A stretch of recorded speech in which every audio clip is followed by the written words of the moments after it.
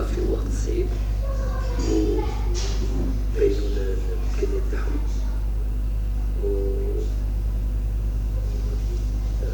on peut dire on peut même carrément la différence par exemple sur الهدف سجلناه فارس ومصر وغلو البلدية مدني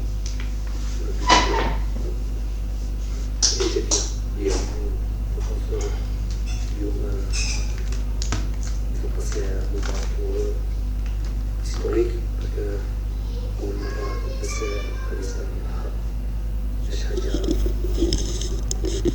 سهلة مش حاجة صغيرة إن شاء الله يستاهلوا هذا الفوز ويستاهلوا لعبوا في هذا الملعب. Le machine. Algérien, Tariq Le Massine de la radio algérienne. Ça a été une victoire qui a été longue à se dessiner, un succès en toute fin de partie, un match difficile comme vous l'aviez annoncé avant la rencontre, qu'il ne fallait pas prendre à la légère cette équipe du Niger. Quels sont les enseignements que vous tirez de ce match, ce qui a fonctionné et ce qui n'a pas marché? On va commencer par ça. Déjà par exemple prendre des buts comme on a pris et nous mettre en difficulté dans une phase de coup de pied arrêté, c'est la plupart du temps le lot de ces équipes. C'est ce genre de situation sur lesquelles ils peuvent marquer.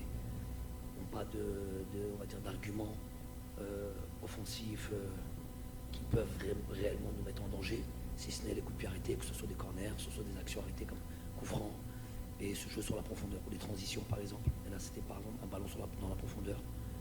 On l'a averti, maintes fois averti, on le sait, et on prend des buts comme ça. Donc ça c'est très rageant parce qu'on sait qu'on va avoir une équipe qui va jouer bas, et on connaissait parfaitement cette équipe. On l'a déjà joué 2 fois, c'est à peu près la même équipe, hein. Un ou 2 éléments près, c'est la même équipe. Donc on savait qu'ils allaient nous offrir comme ça peu d'espace et défendre crânement le score nul au moins, avec le temps qui passait. Et on sait que c'est jamais facile.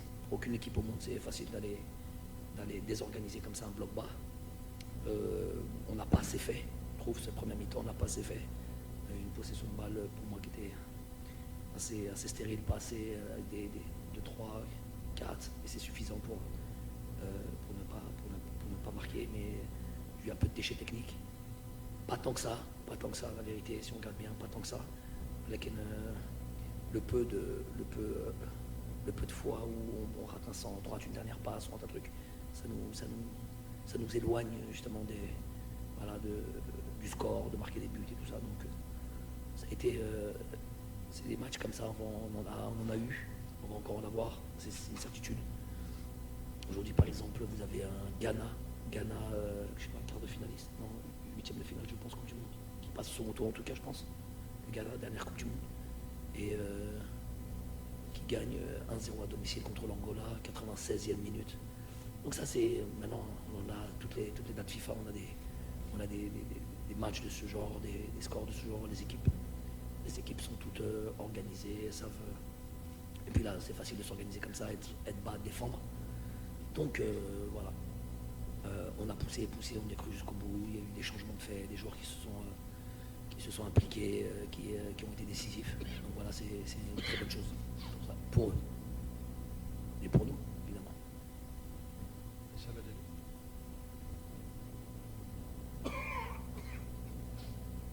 السلام عليكم.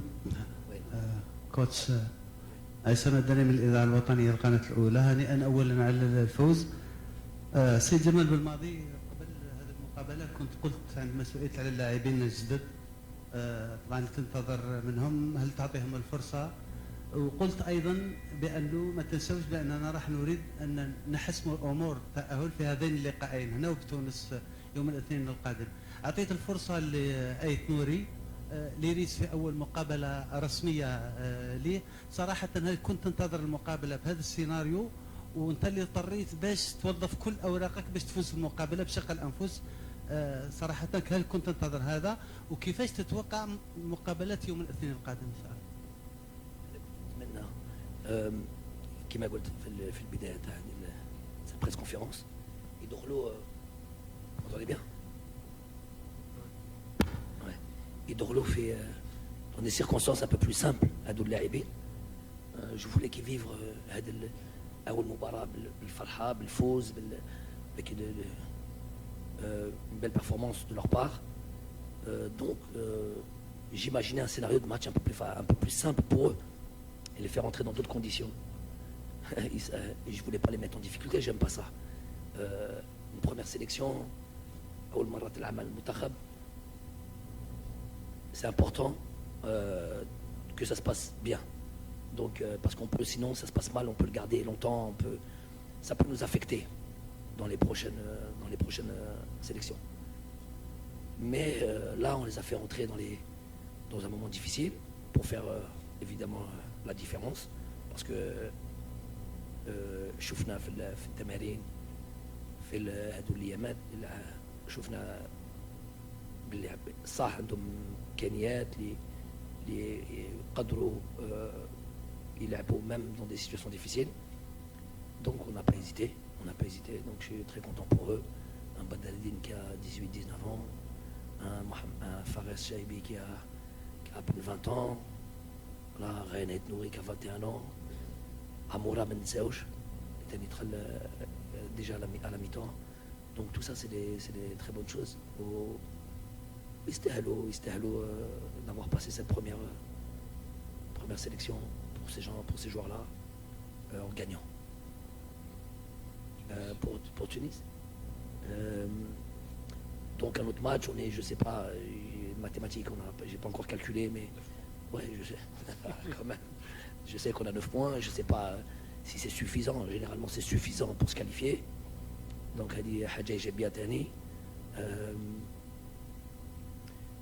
sûr qu'il va y avoir une évolution du 11 de départ, ça c'était prévu. C'était prévu pour Jean Tunisie. Et on va voir aussi, voilà, pour vous dire par exemple un Jaouane Hadjam, Bari Ibda en tout cas. Ça je peux vous dire, c'est nouveau. J'ai pas l'habitude de donner trop d'infos dans ce sens-là, mais voilà, lui jouera. Et puis on va faire en sorte que tout ce groupe puisse être concerné. Depuis 3 dates FIFA déjà, maintenant il y a un joueur comme Amin Tougaï. Regarde, à chaque fois que je parlais quelqu'un t'es devant. Merci Roya. Amin Tougaï par exemple, qui sur les 3 dernières dates FIFA a joué ses 3 matchs, et je sais que voilà, c'est un joueur qui est en train de progresser, donc il aura aussi dans son stade à Radès là-bas la possibilité de démarrer le match, et après pour le reste on verra.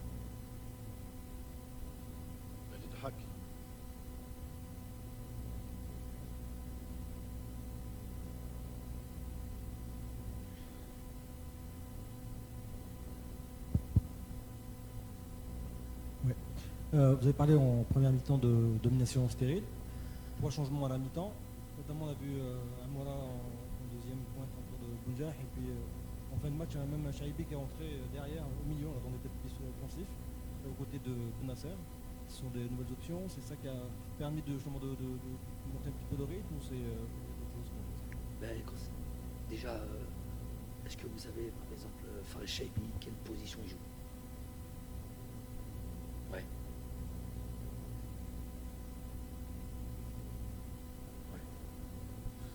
Voilà. Ok. Donc lui, je vous dis une bonne fois pour que vous sachiez, parce que des fois vous avez l'impression, vous donnez l'impression de connaître sa position. C'est un joueur qui joue dans son club, attaquant côté gauche, attaquant côté droit dans un 4-3-3. Okay, et la plupart du temps, c'est ce système-là dans lequel Toulouse joue.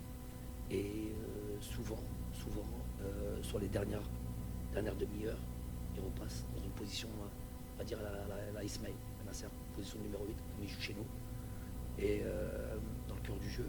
Et il a même plusieurs fois démarré les matchs dans cette position. Donc il a les caractéristiques d'un joueur, plutôt d'un milieu relayeur, un joueur qui organise le jeu un petit peu, le mettre dans le cœur du jeu, plutôt qu'un joueur excentré.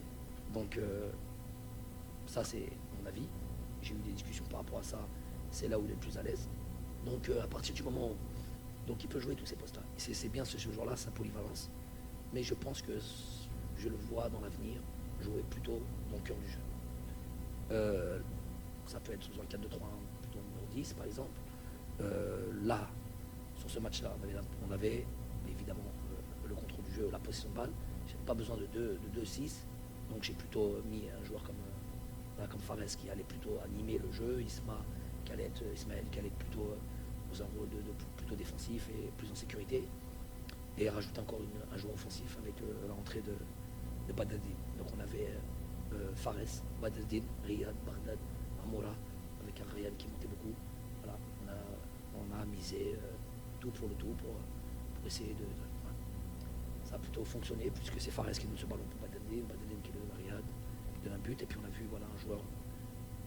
Donc c'est plutôt ça son jeu, c'est plutôt ça le profil de joueur. Toucher beaucoup de ballons, jouer simple. C'est pas un profil à la Youssef Bleni par exemple qui percute, qui dribble, c'est pas ça, c'est pas son jeu. Capable de marquer des buts, on a vu des buts de frappe qui ne sont pas passés loin, on peut faire mouche. Se projeter vers l'avant, une intelligence, une vision de jeu aussi, on a vu là sur cette passe de Badadine. Voilà, c'est plutôt ça.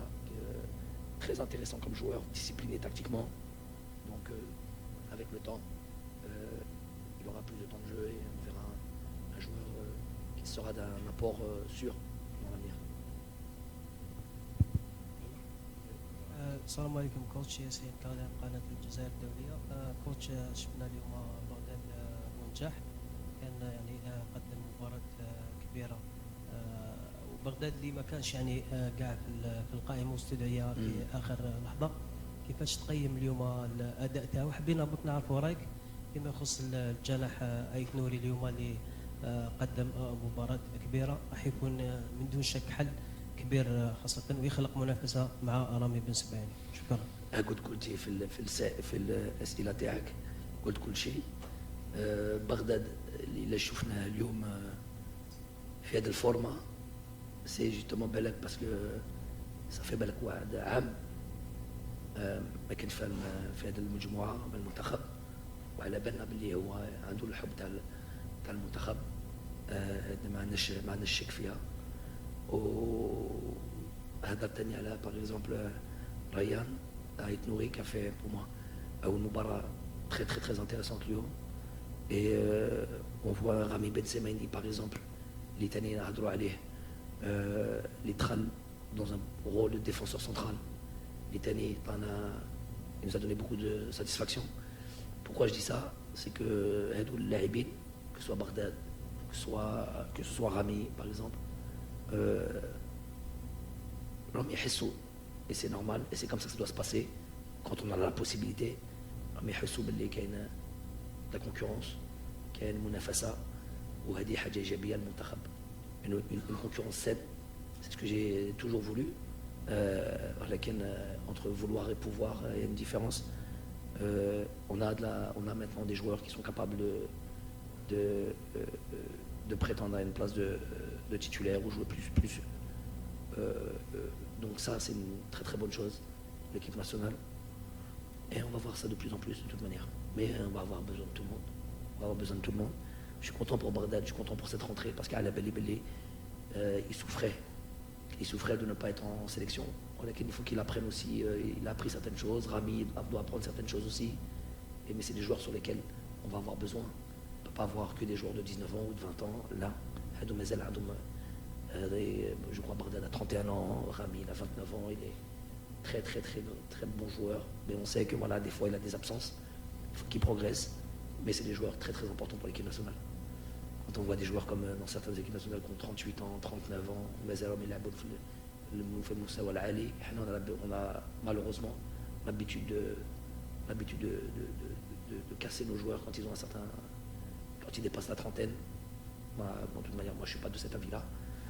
Voilà. Il y a Islam Slimani aussi qui n'était pas là aujourd'hui. Il a fait un mois et demi très très intéressant avec son club d'Anderlecht. Il a marqué beaucoup de buts, il a beaucoup très actif dans ces matchs-là.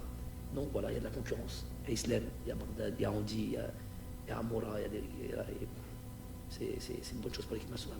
Tant mieux. Les deux dernières. Salam coach, Sofiane Bilkibel, High TV.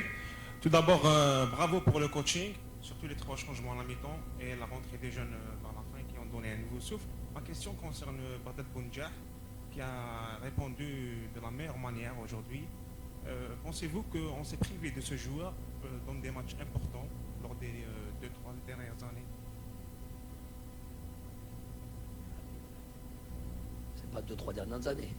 Ça fait rire l'âme, exactement 1 an là, jour pour jour. Donc, rectifier, non? La question? Oui. C'est pas 2-3 dernières années, c'est 1 an. Voilà. C'est pas ni 2 ni 3. Ok. Voilà, déjà une chose. Mais plusieurs fois, Baghdad, il a été vivement critiqué, notamment dans les dernières CAN, même la CAN d'avant. Baghdad n'a jamais fait de toute manière l'unanimité. C'est ça notre problème un peu, le bled, c'est qu'on dit tout et son contraire. نهار مليح يستاهل يلعب، نهار ماهوش مليح ما يستاهلش يلعب. دونك احنا ما عرفناش exactement, faut vous mettre d'accord, تفهموا بعضكم est-ce qu'il mérite de jouer ou pas. Bon, en tous les cas. Mais moi, vu sa prestation aujourd'hui, coach. Ouais, il a investi, Voilà, bravo. Mais des fois, vous savez, il y a les processus sont importants. Effectivement, quand il n'a pas été en sélection, c'est parce que j'ai estimé qu'il ne méritait pas, tout simplement, sans rentrer dans les détails techniques, qu'il ne méritait pas. Et que le temps passe, comme lui, il a pris la place de certains joueurs. Voilà, c'est ce qui lui arrive à lui aussi. Tant que il n'affiche pas les performances que l'on souhaite, c'est normal que tu ne sois plus appelé. Ça doit être ça, la sélection nationale. C'est jamais des sanctions, bien sûr. C'est des joueurs avec lesquels on a vécu des moments fabuleux. Je parle du pays. On n'oubliera jamais qu'il a marqué ce but. En finale, peut-être le but, je le répète souvent, le but le plus important de l'histoire du football algérien. Gagner une CAN à l'extérieur, c'est pas quelque chose de simple. Donc, ça, je n'oublie pas. Mais il y a une mise. السلام عليكم. عبر الناخب الوطني جمال بالماضي عن سعادته بعد الفوز على منتخب النيجر بثنائية لهدف لحساب الجولة الثالثة عن المجموعة السادسة من تصفيات كان كوت ديفوار. وأثنى بالماضي خلال الندوة الصحفية التي عقبت المباراة على أداء اللاعبين الجدد في صورة كل من بوعناني وشعيبي، حيث قال: أنا جد راضي على الوجه الذي قدمه اللاعبون الشبان الجدد، خصوصا وأنهم كانوا حاسمين في المباراة. وتابع القول: كنت أتمنى أن يدخلوا في ظروف أنسب وأسهل، غير أن المباراة كانت جد صعبة. ووصف بالماضي الطريقة التي سجل على إثرها منتخب النيجر بالساذجة، مضيفا أن الأمر الإيجابي في هذه المباراة هو اقتراب الخضر من الحسم تأهلهم للعرس القاري المنتظر مطلع العام القادم بكوت ديفوار، بعد أن رفعوا رصيدهم للنقطة التاسعة في صدارة مجموعتهم. والسلام عليكم ورحمة الله وبركاته.